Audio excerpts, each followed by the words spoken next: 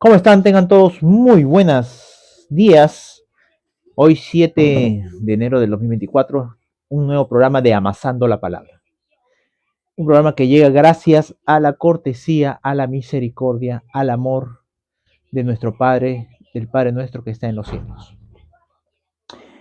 Vamos a seguir con la saga de Mateo. Vamos a traer la Biblia. La Biblia la dejé por acá. A ver, aquí está. Tengo algunos apuntes. A ver. Vamos a ver. Mateo 13, eh, nos quedamos en Mateo 13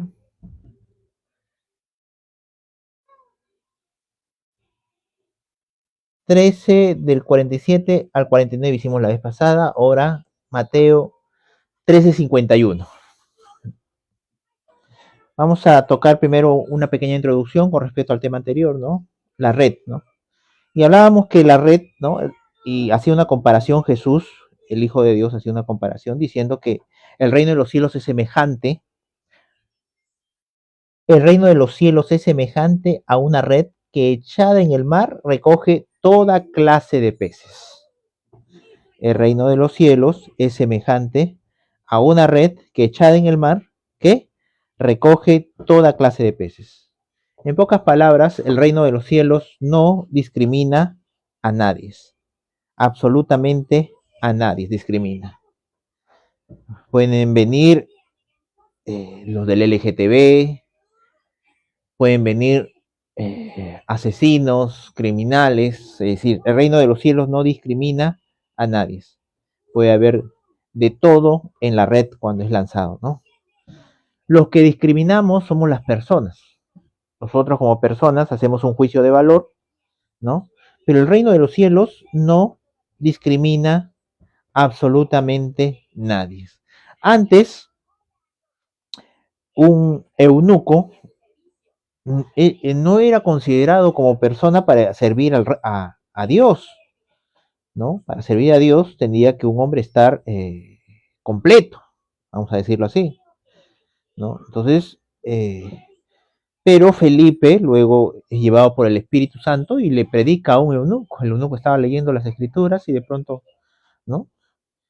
Por eso el reino de los cielos no discrimina ni color de piel, ni de género, ni así tenga lenguaje inclusivo, cualquier tipo de tendencia, cualquier tipo de pensamiento, nazi, neonazi, de izquierda, de derecha, de centro. El reino de los cielos no discrimina a nadie. Las personas que discriminamos somos nosotros. El reino de los cielos no discrimina a nadie, ¿no? Ahora, ampliamente lo tocamos eso la vez pasada, ahora nos toca Mateo 13:51. Dice, Jesús les dijo, ¿habéis entendido todas estas cosas? Luego que Jesús habló muchas cosas en parábolas, Jesús les pregunta a sus discípulos, o a la gente, creo, a ver, Jesús les dijo, ¿habéis entendido todas estas cosas? Ellos respondieron, sí, Señor. Y él les dijo, por esto todo escriba, docto, ¿ya ves? Entonces, ¿habéis entendido todas estas cosas? Y ellos dijeron, sí, Señor. Actualmente, la palabra Señor muchas veces toma como un saludo protocolar, ¿no? Señor, ¿cómo está? Buenos días. ¿Cómo está, señor? Buenos días, señor gerente, señor administrador, ¿no? O capaz algún vecino, señor, buenos días, ¿no? Con respeto, ¿no? Y actualmente la palabra señor se volvió en un saludo protocolar, ¿no? Pero en esa época, hace aproximadamente 2000 años, cuando existía la esclavitud, acuérdense de esta palabra, esclavitud, las personas no eran, es decir, las personas cuando le decían a alguien señor, no era un saludo protocolar, sino que esa persona era su dueño. cuando alguien le decía señor a alguien, esa persona era aquella persona que le había comprado, que la había adquirido, era parte de su inmobiliario, de su contabilidad, de sus objetos de valor o de sus objetos que tenía, que poseía. También habían personas dentro de esa contabilidad, ¿no? Y se le llamaba esclavos a esa posesión. Eran comprados en los mercados, eran comprados a mercaderes, eran comprados a extranjeros, los cuales hacían trabajos dentro de la casa y fuera de la casa. Y no había seguro social, no existía un régimen en la cual alguien defendía sus derechos. No, ellos absolutamente cero derechos, no tenían derecho a nada. Eran como objetos a los cuales podías deshacerte de ellos, matarlos, venderlos, ¿no? Alquilarlos, como tú quisieras. Tú disponías de tu bien inmueble como tú quisieras. Y te daban un documento, el Estado, el gobierno o el imperio de turno, es decir, te daba, es decir, un documento en la cual esa persona había sido adquirida y que tenías tu derecho legal sobre esa posesión o sobre ese bien inmueble. Los humanos eran considerados como objetos por otros seres humanos. Entonces, eso mismo denota la palabra Señor. Acá cuando los discípulos le dicen a Jesús Señor, no es que era un saludo, no es que era algo protocolar, no era que era una palabra de respeto, de una palabra de consideración, no, le estaban diciendo que él era su dueño, que él podía disponer de sus vidas como a él le placiese, ¿no?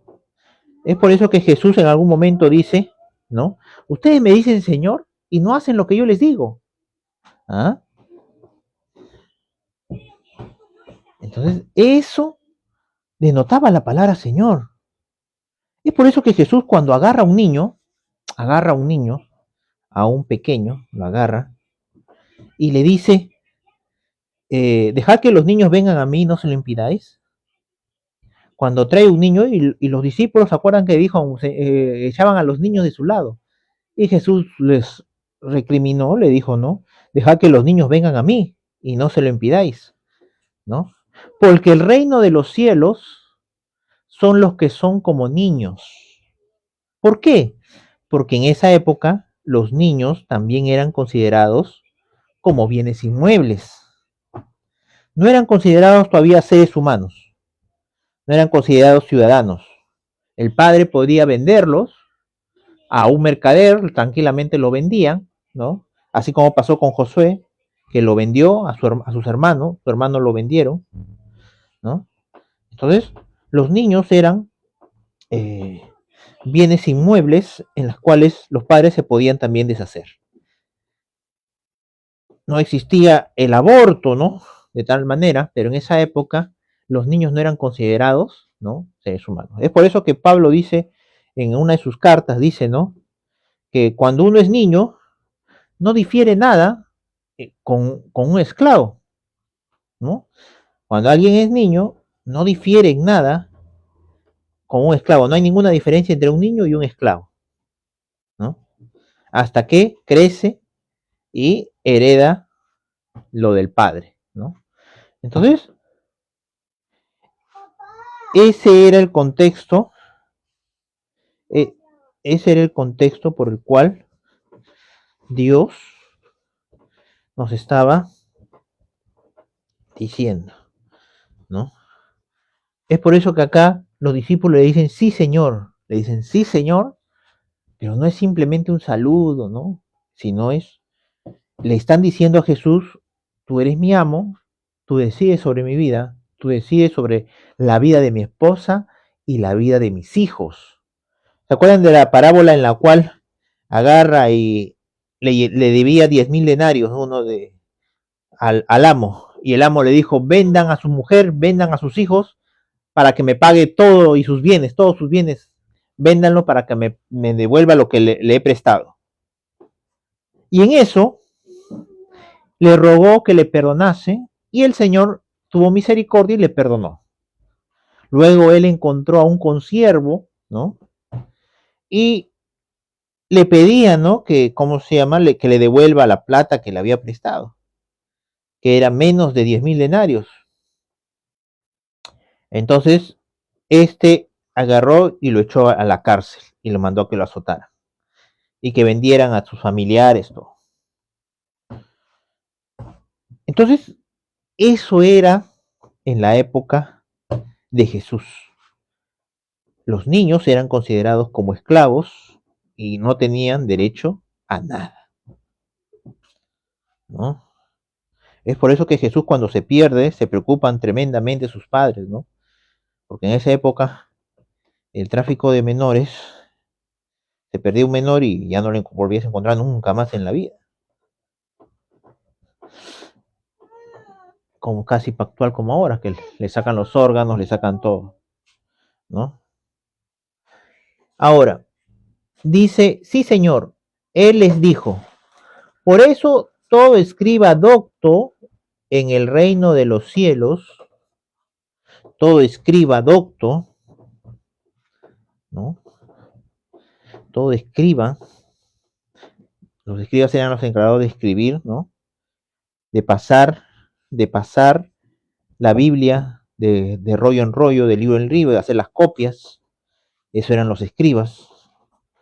Todo escriba docto en el reino de los cielos es semejante a un padre de familia.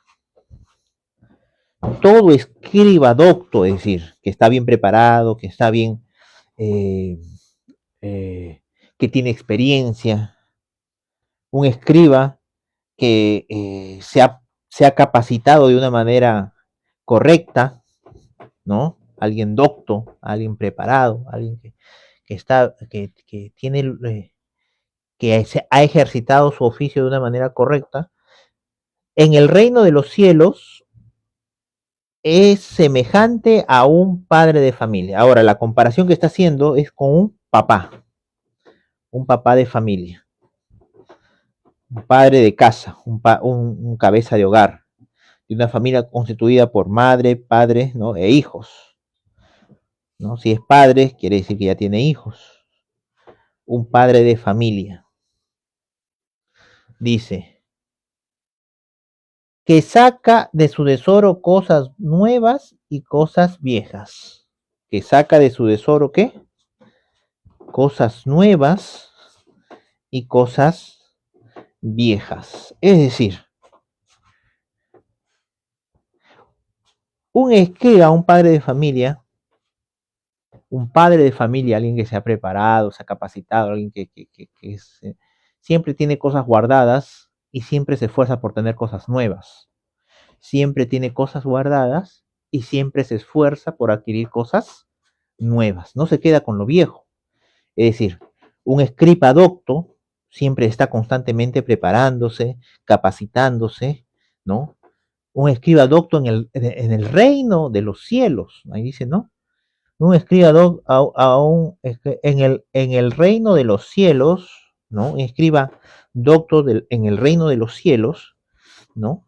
Siempre tiene cosas viejas, es decir, cosas que ha aprendido, y cosas nuevas, cosas que va a aprender, cosas viejas, cosas que ha adquirido con la experiencia, con el tiempo, y cosas nuevas, cosas que va renovando. A partir de lo viejo comienza a buscar cosas mayores, cosas mejores, de mayor calidad, que tengan alguna diferencia, ¿no? Entonces, no es que se queda con las cosas viejas y bueno, y no se capacita, ¿no? Un abogado, sea un arquitecto, sea un ingeniero, si no se capacita constantemente con este mundo que al año, cada 6 meses cambia, un ingeniero de sistemas, si no se actualiza, se descontinúa, ¿no? Ya no sería una persona docta, una persona preparada, una persona capacitada, ¿no? Entonces, es lo mismo. Un padre de familia siempre tiene tesoros viejos, un padre de familia consciente, razonable, un padre de familia equilibrado emocionalmente, que quiere guardar herencia para sus hijos, siempre tiene tesoros viejos y tesoros nuevos. Va por más, tiene visión, tiene emprendimiento, tiene carácter, ¿no? Es decir, no se estanca, no es mediocre, siempre está buscando más, siempre está perseverando en las cosas del reino, ¿no? Entonces, ese es alguien docto, alguien que constantemente se está capacitando y preparando. En el reino de los cielos también es lo mismo. El pan nuestro de cada día danos hoy. El pan de ayer ya no sirve. Es decir, el pan de ayer es sustento, es base, quedó como un tesoro, por supuesto, pero todos los días necesitamos ese pan fresco, ese pan que viene de parte de Dios, ese mandamiento, decreto, orden, estatuto, que viene de parte de Dios, ese pan de vida, ¿no? Los tesoros viejos, ¿no? Están bien, perfecto. Nos sirvieron, nos dieron fuerza, nos dieron capacidad, todo, pero es decir, todos los días, para ser docto en el reino de los cielos, tenemos que ser como un padre todos los días, salir a trabajar, salir a chambear, buscar nuevas cosas, nuevas oportunidades, ¿no? Porque ese es el reino de los cielos. El reino de los cielos, Dios dice, y esta es la vida eterna, que te conozcan a ti, al único Dios verdadero y a Jesucristo al cual tú has enviado. Esto es lo que dice Jesús. Entonces, si la vida eterna es conocerlo a Él, es decir, hay una vida eterna para cada día tener algo nuevo de parte de Dios, conocerlo en, en alguna forma a Dios, poco a poco, ¿no? Y ser de esa manera formado a su imagen y conforme a su semejanza. Es tan grande y tan inmenso Dios que no podemos ser formados a su igualdad, pero sí a su imagen y semejanza. Ser criados a su imagen y semejanza de Dios. Es por eso que nosotros, ese tesoro nuevo, lo encontramos siempre en la cita con Dios. La cita con Dios, Mateo 6:6. Mas tú cuando ores, entra a tu cuarto y cerrada tu puerta, ¿qué? Ora a tu Padre que está en secreto, y tu Padre que ve en lo secreto, ¿qué? Te recompensará en público. Esa recompensa hace que lo conozcas más a Él, hace que lo busques más a Él, hace que veas cómo es su carácter, cuál es su bondad, su sinceridad, su transparencia, que en Él no sombra de maldad ni iniquidad, pero en esa interacción de estar con Él, uno lo va conociendo. Y es tan grande que es decir, más tú cuando ores, no dice cuando ores en la mañana, en la tarde, en la noche, no, más tú cuando ores. Entonces, el Dios te está esperando en Mateo 6:6, ¿no? Y la palabra, las escrituras de Dios se lee lentamente, atentamente y repetidamente. Es como amasar una y otra vez, una y otra vez. Y meditar en Dios es estar con Dios, como dice el pastor T.B. Joshua, ¿no? Entonces, tenemos que pasar tiempo con Él para ser educados a su imagen y semejanza de Él. Tenemos que pasar tiempo con Él, ¿no? Buscarlo a Él para estar con Él y para ser visto con Él. Y como Jesucristo dijo, la recompensa que recibió Jesús es que Dios estaba con Él y la gente lo reconocía cuando Dios estaba con Él. Eso está en Juan 4, si no me equivoco. Juan 4, a ver, Juan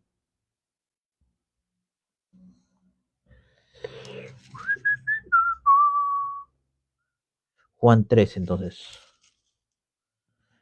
Ah, no. Lucas estoy, a ver, yo me equivoco acá en Lucas y pienso que es Juan.